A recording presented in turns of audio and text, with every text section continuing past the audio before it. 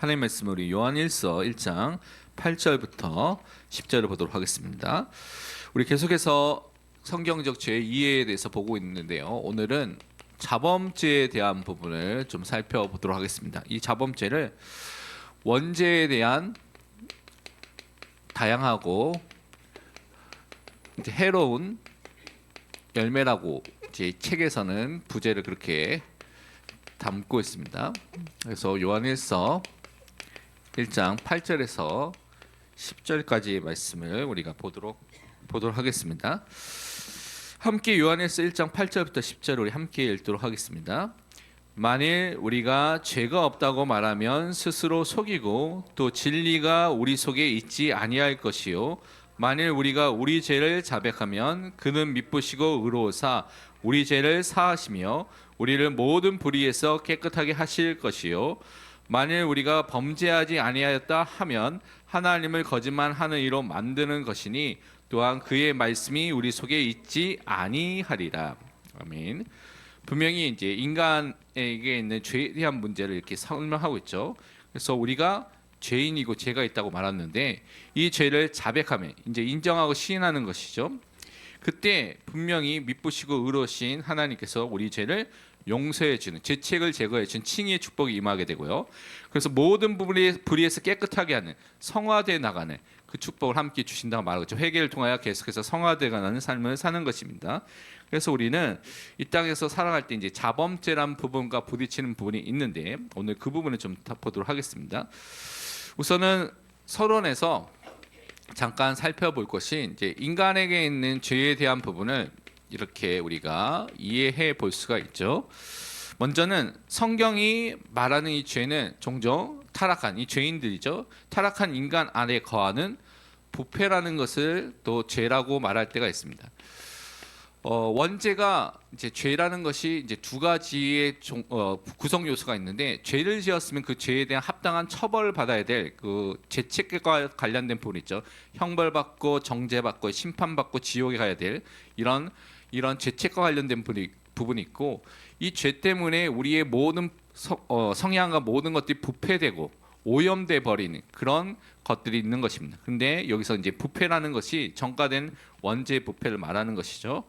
그래서 우리가 로마서 7장 5절에 보면 이렇게 설명하고 있습니다. 우리가 육신에 있을 때에는 율법으로 말미암는 죄의 정욕이 우리 지체 중에 역사하여 우리로 사망을 위하여 열매를 맺게 하였더니 그러니까 우리가 계속해서 그 죄인된 상태에 있었을 때 그 과거에 죄의 정욕, 이 부패, 오염이 계속해서 사망의 열매, 죽음의 열매들을 계속 맺는 그런 일들을 만들고 있는 것입니다. 그렇기 때문에 이런 의미에서는 죄는 불신자를 지배하는 그러니까 사람들이 어떻게 합니까? 성경에 보니까 죄의 종으로서 살고 있는 것이죠. 이것이 불신자의 상태입니다. 불신자는 죄의 종으로서 살고 있는 것이고요. 신자는 죄에서 해방됐죠. 죄의 통치와 또 지배가 끝났기 때문에 죄의 종이 더 이상 아닙니다. 그런데 아직 남아있는 오염, 부패가 있기 때문에 내면에서부터 공격하는 악한 권세에서 아직까지 있다라고 설명하고 있는 것이죠. 그래서 로마서 6장 12절은 이렇게 말씀하고 있습니다. 그러므로 너희는 죄가 너희 죽을 몸을 지배하지 못하게 하여 몸의 사욕에 순종하지 말고 죄의 지배가 통치가 끝났는데 여러분을 불의의 병기로 죄에게 계속 내어주면 여러분 끝났음에도 불구하고 이런 일들이 일어날 수 있다는 것이죠. 그렇게 하지 말라는 것입니다. 죄와 싸우라는 것이죠. 그래서 인간이 계속해서 이런 죄와의 관계 속에서 오늘 보니까 인간의 행위 자체를 또한 죄라고 표현하는 그런 경우도 있다는 것을 우리는 확인해 볼 수가 있습니다. 그래서 그리스도께서는 뭐라고 말씀하셨냐면 마태복음 7장에 보니까 못된 나무가 못된 나쁜 열매를 맺게 된다고 분명히 말씀하셨죠. 그래서 우리는 이 원죄라는 이 나무로부터 나오게 되는 나쁜 열매로서의 자범죄가 분명히 있다라는 것을 우리는 분명히 아는 것이죠. 왜냐하면 이 원죄는 모든 인간에게 전가되어서 우리는 죄책과 부패라는 오염을 가지고 태어났기 때문에 죄를 지을 수밖에 없는 상태 속에 자범죄를 지을 수밖에 없는 상태 속에 이미 사람들 살고 있는 것입니다. 여기서 주의할 것이 어떤 사람들 특히 뭐 다락방에 있는 분들 이렇게 말하는 분도 있더라고요. 원죄만 해결하면 되지 자범죄는 회개하지 않아도 된다. 원죄를 해결받으면 자범죄를 해결하지 않고 회개하지 않아도 된다라고 말하는 분들이 있더라고요. 이거는 어떤 사상이냐면 구원파 이단 사상과 똑같습니다. 이것은 어떤 의미냐면 죄책과 부패라는 것이 죄의 오염 이제 구성 요소가 두 가지인데 이것을 구분 못하는 거예요. 그리고 칭의와 성화라는 것을 구분 못하는 거예요. 구원에 대한 부분들, 죄에 대한 부분은 성경적으로 믿지 않는 구원파의 이론과 똑같습니다. 그래서 우리가 구원 이후에도 남아 있는 부패가 있는데 그 죄성, 다른 말 자범죄를 계속해서 회개하고 깨끗해져가서 성화돼 가는 삶을 살아가야 되는데 그 자범죄에 대해서 무시하는 것은 잘못된 구원관을 갖고 있는 구원파 사상입니다. 그래서 그것은 항상 버려야 됩니다. 그래서 우리는 오늘 시간을 통해서 이 자범죄에 대한 여러 차원의 여러 부분에 있어서의 자범죄에 대한 부분을 살펴볼 텐데요. 내용이 많아서 오늘은 그 부분에 이제 앞부분에 대한 부분을 좀 말씀드리겠습니다. 그래서 죄를 여러 가지 차원에서 여러분이 이해해 보면 전체적으로 이렇게 보게 되면 우리가 회개하고 그리스도만을 의지하는 데 도움이 되는 것이 있기 때문에 그러니까 우리 이 부분을 살펴보는 것입니다. 자범죄에서는 첫 번째 우리가 하나님에 대해서 다른 이웃 사람에 대해서 죄를 짓는 경우가 있겠죠. 우리 스스로 이제 거기에 대한 부분을 살펴보도록 하겠습니다. 이 죄에 대해서 얘기하면 많은 사람들이 변명하는 이야기가 있습니다. 뭐냐면 이 죄는 개인적인 죄 아니냐, 이 죄는 사적으로 지은 죄 아니냐, 그러니까 남이 간섭하지 말고 그 사람을 해결하면 된다라고 말하는 경우가 많이 있죠. 그래서 죄를 변명하는 경우가 많이 있습니다. 근데 책에서도 보면 그것은 거짓말입니다. 개인이 알아서 처리하면 되지 왜 상관하느냐, 남의 죄에 너희가 왜 상관하느냐라고 말하는 사람이 많이 있더라고요. 그래서 잘못된 지도자들, 잘못된 사람들 다락방에 있을 때 그 죄에 해결해야 된다 말하면 왜 남의 죄에 네가 콩나라 배나라 하냐, 그 사람이 알아서 하면 되지라고 말하는 사람인데 그것은 틀린 것입니다. 왜냐하면 이 죄 자체의 특징은 이웃에 대해서 하나님에 대해서 우리가 지켜야 될 의무가 있는데 이 의무를 다 어기게 된 거예요. 그러면 책임 소재가 분명히 나에게 있기 때문에 다른 사람과의 관계, 하나님과의 관계가 있기 때문에 이것은 그냥 사적인, 개인적인 그런 것으로만 지나가서는 안 된다는 것입니다. 그래서 모든 죄는 우리가 남에 대해서 지고 있는 의무, 특히 우리를 지으시고 다스리는 하나님에 대한 의무를 위반한 것이기 때문에 이것은 그냥 개인적인 사적인 그런 부분이 아닙니다. 공적인 성격이 분명히 있다는 것을 볼 수 있어야 됩니다. 그리고 죄라는 특징이 뭐냐면 이 죄는요, 하나님에 대한 증오가 나타나는 거예요. 그리고 하나님이 만드신 사람에 대한 증오도 함께 나타나는 것이 이 죄라고 살펴볼 수가 있습니다. 죄는 하나님과 하나님의 형상을 지닌 자, 사람에 대해서 증오하는 것이 죄다라고 우리가 이해해 볼 수가 있는 것이죠. 그래서 로마서에 보면 13장 8절에서 10절을 보면 우리가 어떻게 살아야 될지에 대해서 이렇게 말씀하고 있습니다. 피차 사랑의 빚 외에는 아무에게든지 아무 빚도 지지 말라. 남을 사랑하는 자는 율법을 다 이루었느니라. 그러니까 우리가 내 이웃을 내 몸과 같이 사랑하는, 하나님을 사랑하고 내 이웃을 사랑하는 삶을 살면 우리가 하나님의 말씀을 지키고 죄를 지키지 않겠죠. 그런데 9절에 보니까 간음하지 말라, 살인하지 말라, 도둑질하지 말라, 탐내지 말라 한 것과 그 외에 다른 계명이 있을지라도 내 이웃을 내 자신과 같이 사랑하라 하신 그 말씀 가운데 다 들어 있느니라. 그러니까 사랑은 이웃에게 악을 행하지 아니하나니 그러므로 사랑은 율법의 완성이니라. 우리가 사랑하면 하나님의 말씀을 죄를 짓지 않고 다 이 부분 지킬 수가 있는데 사랑하지 않으면 그 사랑하지 않는다는 것의 반대편이 뭡니까? 미워하고 증오하는 것이죠. 그것이 되면 죄는 자연스럽게 계속해서 나오고 지을 수밖에 없는 상태가 되는 것이죠. 그러면서 중요한 것이 이 인간의 짓는 모든 죄는 결국 뭐와 연결되냐면 하나님에 대한 죄와 연결되어 있다. 이 부분이 굉장히 중요한 개념이죠. 우리는 자범죄를 지으면 이것은 뭐 다른 사람에게 아니 다른 물건에게 우리 피해를 주고 했기 때문에 이제 그것만 해결하면 된다라고 생각하는 경우가 많이 있습니다. 근데 모든 죄, 특별히 직접적으로 인간을 대상하는 죄가 있죠. 예를 들면 다른 사람을 죽이는 살인 같은 죄나 아니 다른 사람에게 나쁜 일을 하는 간음 같은 죄 같은 경우는 인간에게 실제적인 해악을 끼치고 피해를 주는 죄잖아요. 인간이 대상이 됐기 때문에. 그런데 이것도 하나님에 대한 죄다라고 조엘 비키 박사는 그렇게 정리하고 있습니다. 사람에 대한 모든 죄도 하나님에 대한 죄다라고 정리하고 있습니다. 왜 그러냐면 하나님이 인간을 자기 형상, 하나님의 형상을 따라 지으셨기 때문에 그 인간에게 하는 것은 또한 하나님이 하는 것과 연결되어 있다라고 보고 있는 것이죠. 그래서 우리는 다섯 번째로 하나님을 사랑하는 것에 실패하는 죄에 대해서 우리는 죄에 대한 심각성을 항상 가져야 됩니다. 죄에 대해서 가볍게 생각하지 말고 죄를 굉장히 심각하게 생각해야 된다는 것이죠. 죄는 언제나 하나님을 사랑하는 것에 실패하는 것이 딱 들어가 있습니다. 다른 말로 하나님보다 다 우상을 사랑하면 우상 숭배를 하게 됐죠. 그리고 하나님보다 다른 쾌락을 중요하게 생각하면 쾌락을 즐기는 그 죄를 짓겠죠. 하나님을 사랑하는 것이 실패하기 때문에 그런 일이 일어나게 되는 것입니다. 그래서 모든 죄는 하나님에 대한 죄이기 때문에, 그리고 우리는 그 하나님께 영광을 돌려야 되는데 그 영광의 하나님을 거스리고 반역하고 불신하고 불순종하는 죄를 짓게 된 것입니다. 그래서 죄의 심각성을 올바르게 인식하고 죄가 굉장히 큰 문제고라는 것을 여러분 알고 있어야 됩니다. 존 오웬이라는 대표적으로 청교도 신학자, 굉장히 신학에서 굉장히 유명한 중요한 신학자입니다. 존 오웬이 뭐라고 말했냐면, 죄를 가볍게 생각하는 사람은 하나님을 경시하는, 무시하는 사고를 지닌 사람이다. 사람이 죄를 경시하는 것은, 무시하는 것은 오직 하나님을 멸시하는 것에서 생겨난다. 하나님을 멸시하기 때문에, 무시하기 때문에 별로 중요하게 생각하지 않기 때문에 죄에 대해서도 중요하게 생각하지 않는다는 것입니다. 죄는 하나님을 거역하고 반역하고 그 영광을 빼앗고 그 자리에 이르려고자 했던 인간의 반역이고 불순종이고 불신앙이죠. 그 죄에 대해서 심각하게 생각하지 않는 사람은 하나님에 대해서 중요하게 생각하지 않는 사람입니다.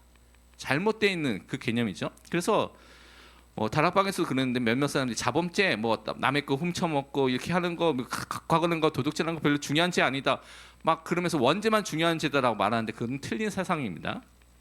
하나님은 원죄뿐만 아니라 자범죄도 중요한 죄라고, 분명히 하나님에 대한 죄라고 분명히 밝히고 있기 때문에 그렇습니다. 그래서 우리가 저지른 잘못에 대해서 우리는 내가 하나님과 사람에 대해서 죄를 지었다라고 성경이 말한 거죠. 그 생각을 갖고 있어야 돼요. 사람뿐만 아니라 하나님에 대해서 내가 죄를 지었구나라고 깨닫고 회개하고 돌이키는 것이죠. 그러면서 두 번째로 부자기로 말미암아 지은 죄가 있고요, 자기로 말미암아 지은 죄가 있습니다. 이거 되게 이제 어른들은 알겠지만 요즘 시대의 사람들은 거의 안 쓰기 때문에 또 잘 모르는 단어인데요. 부작이라는 단어는 뭐냐면 마땅히 해야 할 일이에요. 우리가 마땅히 해야 할 일인데 일부러 하지 않는 것을 말할 때 부작이라는 단어를 쓰게 되고요. 자기라는 것은 뭐냐면 법적으로 규범적으로 금지되어 있어, 하지 말라, 금지되어 있는 거예요. 근데 그것을 의식적으로 몰래 행하면서 어기게 되는 것, 그것을 말할 때 자기라고 말하는 것입니다. 그러면 모든 사람은 이 부자기와 자기의 죄를 항상 같이 또 동일하게 다 짓고 있습니다. 우리가 계속 짓고 있다는 것이죠. 그래서 성경은 하나님이 요구하시는 거 있잖아요. 하나님이 요구하신 거, 명령하신 것 중에 뭐뭐 해라라는 거 있잖아요. 뭐뭐 하라, 그런 것들이 있습니다. 근데 그것을 행해야 되는데 우리가 행하지 않음으로써 어떻게 해요? 이것을 욕을 행하지 않으니까 그것이 죄가 된다는 것입니다. 그것이 부자기의 죄가 되는 것이고요. 하나님께서 하지 말라고 금지하신 것이죠. 근데 금지한 것은 뭘 하는 거예요? 도둑질하지 말라고 했는데 도둑질하고요. 간음하지 말라고 했는데 간음하고요. 이것이 금지한 죄를 짓는 자기적인 죄인 것이죠. 그것도 죄가 되는 것입니다. 그래서 금지한 것도 어기게 되는, 그 죄를 짓게 되는 상황이 오게 되는 것이죠. 그러니까 사람이 계속해서 이 죄를 계속해서 짓고 있다는 것입니다.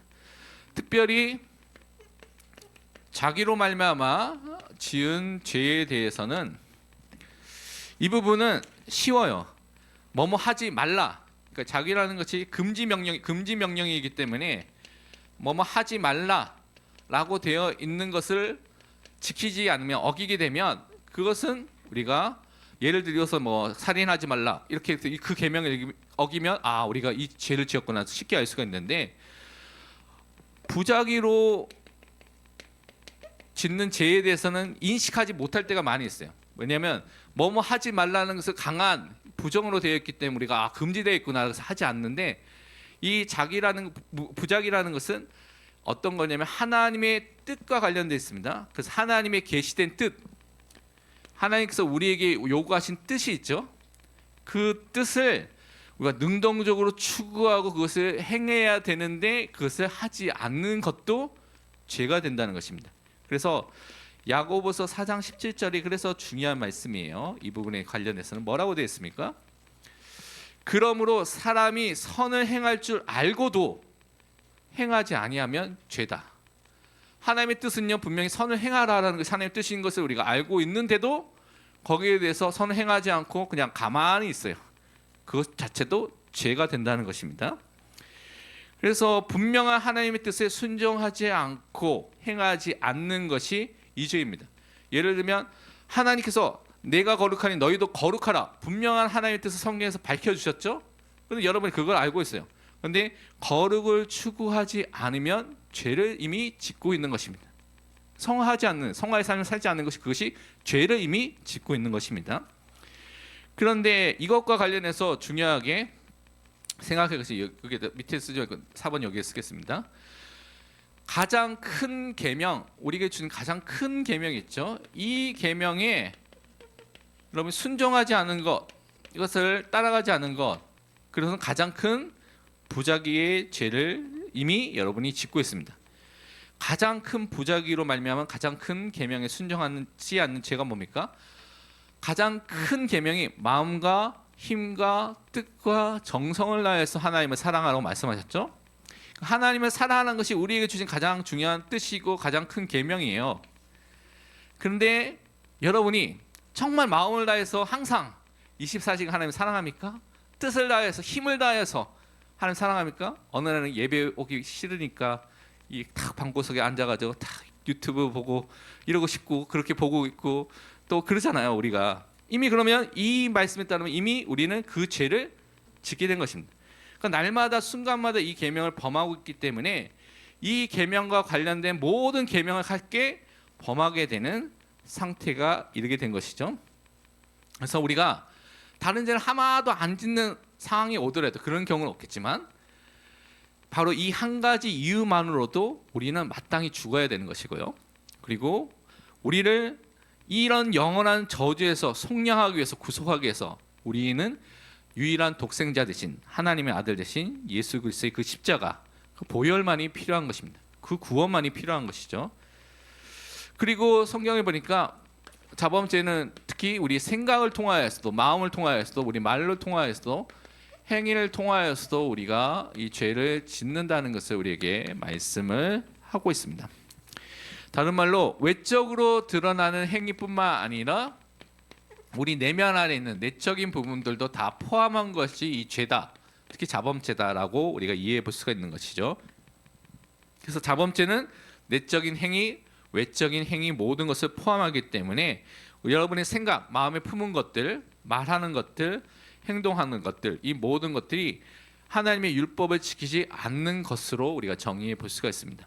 특히 중요하게 성경에서 행동뿐만 아니라 마음에 있는 중심을 통하여서 짓는 죄의 중요성에 대한 부분들을 굉장히 많이 강조하는 것을 볼 수가 있죠. 그래서 성경에 보면 또 마음이 하나님께로 멀어진 상태 속에서 찬송과 예배를 드리는 그런 외적인 행위를 참여할 수가 있죠. 그러니까 하나도 기쁘지 않아요. 하나님에 대한 마음도 없는데 예배 그냥 온 거예요. 형식적으로. 그러면 그것 예배는 하나님이 전혀 기쁘시게 하지 못하는 예배라고 성경은 말하고 있죠. 하나님이 다 보고 다 알고 계시죠. 그래서 이미 이사야서에서 그 부분을 이렇게 말씀하셨습니다. 29장 13절에서 이렇게 말씀하셨죠. 주께서 이르시되 이 백성이 입으로는 나를 가까이하며 입술로는 나를 공경하나 그들의 마음은 내게서 멀리 떠났나니 그들이 나를 경외함은 사람의 계명으로 가르침을 받았을 뿐이라. 그냥 형식적으로 깨달아서 이제 가르쳐가지고 알고는 있지만 실제 마음은 하나님께 향한 마음이 없어요. 그냥 말로만 하는 것이. 근데 하나님이 다 알고 계신다는 것이죠. 그래서 마음이 담겨지지 않는 이런 예배와 찬송이 뭐 하는 겁니까? 위선, 외식적인 그런 행동을 하는 것이라는 것을 성경은 말하고 있고요.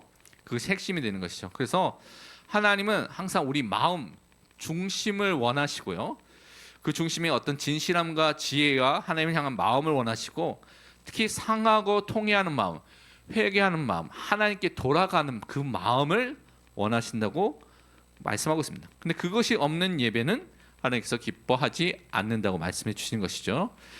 그리고 예수 그리스도도 이 마음의 죄에 대해서 굉장히 강조한 것을 우리가 너무나 잘 알고 있습니다. 그 산상수훈을 통해서도 그 부분을 살펴볼 수가 있는데, 예수님은요 율법이 영적인 것이기 때문에 내면에서 나오는 의를 분명히 요구하고 그것이 이루어져야 된다는 것을 강조하면서, 마음에서 우리가 화를 내고 불의한 그 분노를 내는 그 자체가 밖으로 나타나지 않았음에도 불구하고 이미 그 사람은 다른 사람을 살인하는 죄와 똑같은 죄를 지었다라고 말하는 것이고요.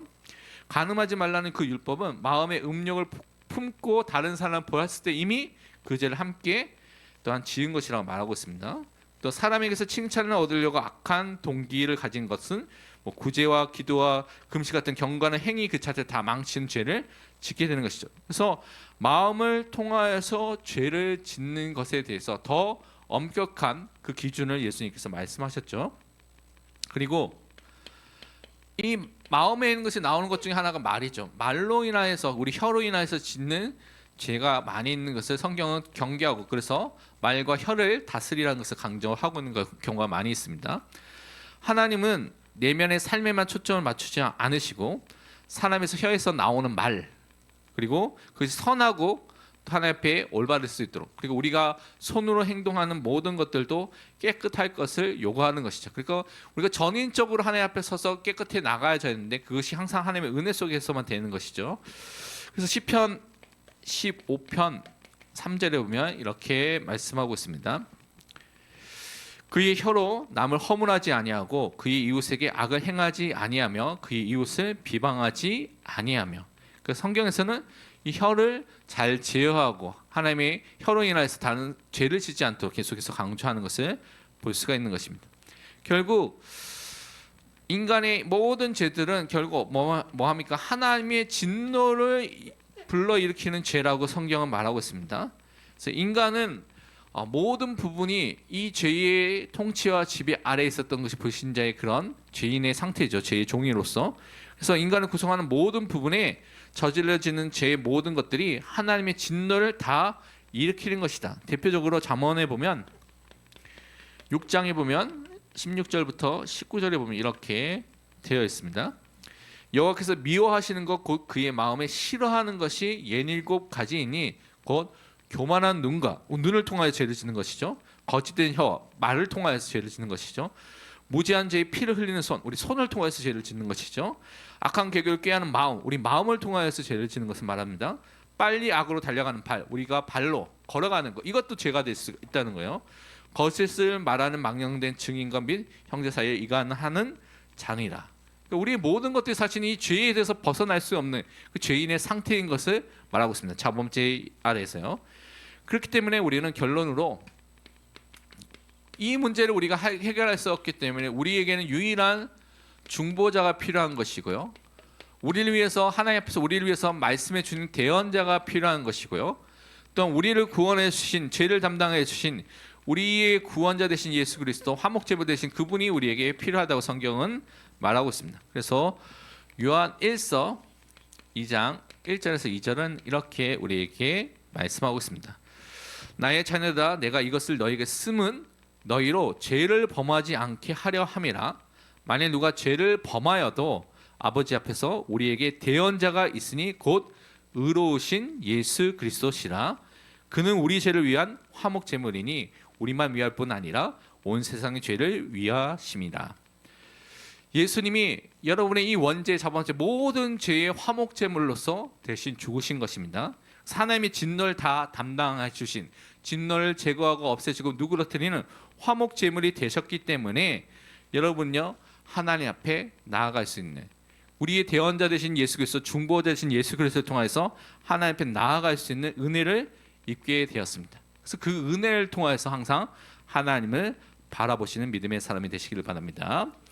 올해부터 이제 이 시간엔 구역 공간을 하지 않고요. 구역 공간은 제가 영상으로 녹화해서 구역장들 모임 때 또 구역장 카톡방에 올려서 구역에서 그것을 보면서 나중에 나눔을 하는 시간들을 갖는 것으로 구역 모임은 올 한해 그렇게 진행될 것입니다. 그래서 내일 구역장 권찰 모임 때 그것에 대한 설명 또 해드리도록 하겠습니다. 함께 우리 기도하도록 하겠습니다. 오늘 말씀은 먼저 붙잡고 기도하도록 하겠습니다. 우리가 자범죄에 대해서 오늘 잠깐 말씀을 확인했는데요. 이 자범죄에 대한 부분을 우리가 심각성을 바르게 알 수 있는 그 시간이 될 수 있도록 기도하시고요.